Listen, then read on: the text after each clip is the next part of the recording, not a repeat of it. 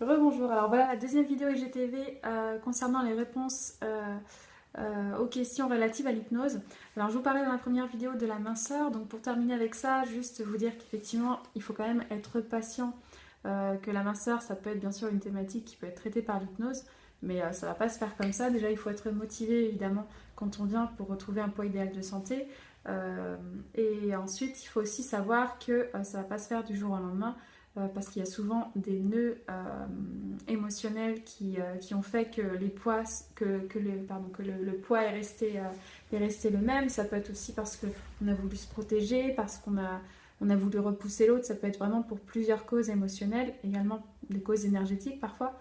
Donc il faut savoir être patient, mais effectivement c'est une thématique qui peut bien sûr être traitée par l'hypnose. J'utilise d'ailleurs des fois le corset minceur, la pose du corset minceur pour une séance, pour revenir en fait à un poids idéal de santé.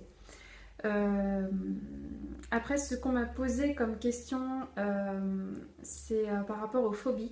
Si on peut supprimer des phobies grâce à l'hypnose, et si oui, est-ce qu'on peut en connaître le sens?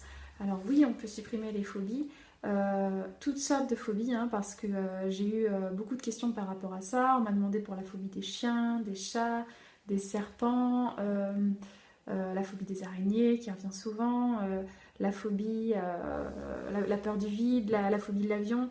Il y a eu vraiment beaucoup de phobies qui ont été énoncées dans les questions, donc je ne vais pas toutes là, les énoncer, mais sachez que chaque phobie peut être traitée et qu'on peut toujours en comprendre le sens en fait grâce au signaling. Donc le signaling en fait c'est un contact, un dialogue que je vais mettre avec votre inconscient. Je vais lui demander par le biais de la déglutition ou en bougeant un doigt par exemple. Enfin, je vais voir comment votre inconscient veut coopérer et je vais lui demander de me répondre par oui, en déglutissant par exemple, ou par non en restant immobile.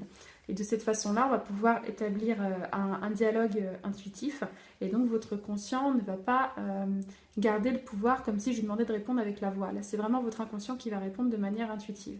Donc ça va être très intéressant parce qu'on va pouvoir aller chercher la cause de cette phobie, parce qu'il faut savoir que souvent une phobie, euh, en fait, c'est une peur qui a été déplacée sur un objet par un événement ou quelque chose qui s'est passé au même instant. Par exemple, comme je disais en live, par exemple la phobie des araignées, quelqu'un qui a peur des araignées, peut-être qu'un jour il a vu une araignée passer et juste à ce moment-là, il a entendu quelqu'un crier ou appeler à l'aide, donc il a eu peur et il a reporté cette peur sur l'araignée. Donc ça peut vraiment être lié à une autre émotion en fait, et on a refoulé cette émotion et on l'a déplacée en fait sur un objet ou sur un animal ou sur autre chose. Donc oui, les phobies peuvent être traitées en hypnose. Après, ce qu'on m'a demandé aussi, c'était si dans le type d'hypnose que je faisais, si j'allais voir en fait les vies antérieures. Alors, c'est quelque chose que je peux faire, donc ça, évidemment, ça va toucher les gens qui croient aux vies antérieures. Ça va dépendre des croyances, mais c'est quelque chose que je peux faire, mais c'est pareil, je ne vais pas le faire de manière obligatoire, automatique, parce que ça va rentrer évidemment dans du signaling. Le signaling, je ne l'utilise pas forcément, je vais l'utiliser si c'est quelque chose de nécessaire, par exemple pour des phobies, des allergies, si je vois que là c'est vraiment nécessaire, ou si je vois qu'il y a un blocage qui est très enfoui et qui demande d'aller chercher plus loin avec du signaling. Mais si c'est pas nécessaire, je vais pas le faire. Donc c'est la même chose pour les vies antérieures. Si je vois qu'il y a un blocage très présent dans cette vie-ci et qui empêche la personne de s'épanouir, et que c'est nécessaire dans ce cas-là d'aller chercher dans une de ces vies antérieures, on peut le faire, mais je ne vais pas le faire juste pour le plaisir, parce que la personne a envie d'aller voir ce qui s'est passé dans telle ou telle vie.